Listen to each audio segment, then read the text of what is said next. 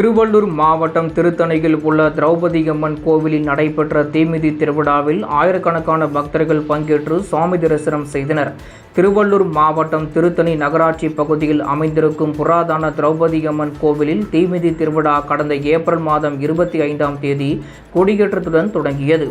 இதனைத் தொடர்ந்து நாள்தோறும் மகாபாரத சொற்பொழிவு மற்றும் அம்மன் திருவிதி விழா நடைபெற்றது. இவ்விழாவின் 17ஆம் நாளான நேற்று தீமிதி திருவிழா நடைபெற்றது. அப்போது காப்பு கட்டி விரதம் மேற்கொண்ட பெண்கள் உட்பட ஏராளமான பக்தர்கள் தீக்குண்டம் இறங்கி நேர்த்திக்கடன் செலுத்தினர். மேலும் இந்நிகழ்வில் ஆயிரக்கணக்கான பக்தர்கள் கலந்து கொண்டு சுவாமி தரிசனம் செய்தனர். இந்த விழாவிற்கு அதிக எண்ணிக்கையில் பக்தர்கள் வருகை தருவார்கள் என்று தெரிந்திருந்தும் கோயில் நிர்வாகம் குடிநீர், கழிவறை, சுகாதாரம் உள்ளிட்ட எவ்வித அடிப்படை வசதிகளையும் நிறைவேற்றவில்லை.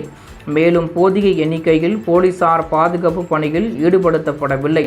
இதனால் பக்தர்கள் கடும் அவதிக்குள்ளாகினர்.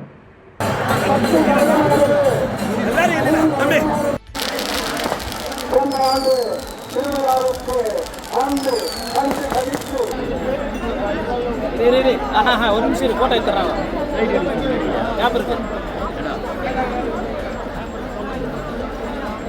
அதான் முதல்ல சொன்னேன் உள்ள வந்துருன்னு. நீ நான் போட்டியாவே எடுக்கிறேன்ற